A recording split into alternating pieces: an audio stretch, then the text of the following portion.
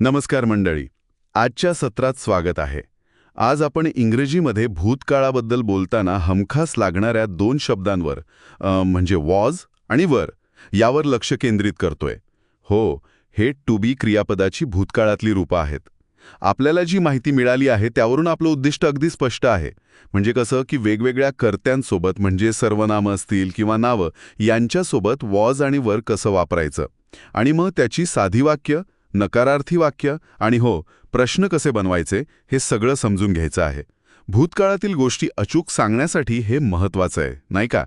चला तर मग यावर जरा सविस्तर बोलूया. हो, नक्कीच. सुरुवात अगदी मूलभूत नियमापासून करूया. जसं तुम्ही म्हणालात, वॉज आणि वर हे टू बी म्हणजे मराठीत असणे किंवा होणे याची भूतकाळातली रूपं आहेत. आणि फरक तसा सरळ आहे. वॉज हे एकवचनी कर्त्यासाठी, म्हणजे जेव्हा आपण एका व्यक्ती किंवा वस्तूविषयी बोलतो. आणि वर अनेक वचनी कर्त्यासाठी, म्हणजे एकापेक्षा जास्त लोकांसाठी किंवा वस्तूंसाठी. बरोबर? अगदी बरोबर. पण यातनं एक महत्वाचा अपवाद आहे. तो लक्षात ठेवणं खूप गरजेचं आहे. तो म्हणजे यू, म्हणजे तू किंवा तुम्ही. अच्छा. हो, यू हे जरी एकवचनी असलं, म्हणजे आपण एका व्यक्तीला तू म्हणत असलो, तरीही आणि अनेकवचनी तुम्हीसाठी सुद्धा त्याच्यासोबत नेहमी वरच वापरायचं. हा नियम अगदी पक्का हवा. हो, हा मुद्दा खरंच महत्वाचा आहे. म्हणजे यू समोर आलं की विचार नाही करायचा, सरळ वर वापरायचं. तर मग आपण वेगवेगळ्या सर्वनामांसोबत हे कसं दिसतं ते पटकन पाहूया का?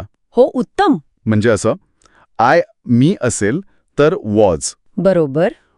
आम्ही असेल तर वर, यू तू तुम्ही वर हाच तो नियम. अगदी. ही तो वॉज, शी ती वॉज, इट ते वस्तू प्राणी वॉज. आणि दे त्या ती अनेक जण वर. एकदम स्पष्ट. आणि हाच नियम म्हणजे हाच विचार नावांना पण लागू होतो. समजा एकवचनी नाम आहे जसं की केदार किंवा अ बर्ड तर वॉज, आणि अनेकवचनी नाम असेल जसं स्टुडंट्स किंवा बर्ड्स तर वर. ठीक आहे. आता हे वाक्यांमध्ये कसं वापरलं जातं म्हणजे एखादं उदाहरण घेऊया. समजा मला म्हणायचंय मी इंजिनियर होतो, तर वाक्य होईल आय वॉज एन इंजिनियर. अगदी सरळ. इथे भूतकाळातली तुमची भूमिका किंवा ओळख कळते. अजून एक घेऊया, ठिकाणाबद्दल. आम्ही पुण्यात होतो. हे होईल वी वर इन पुणे. सोपं आहे.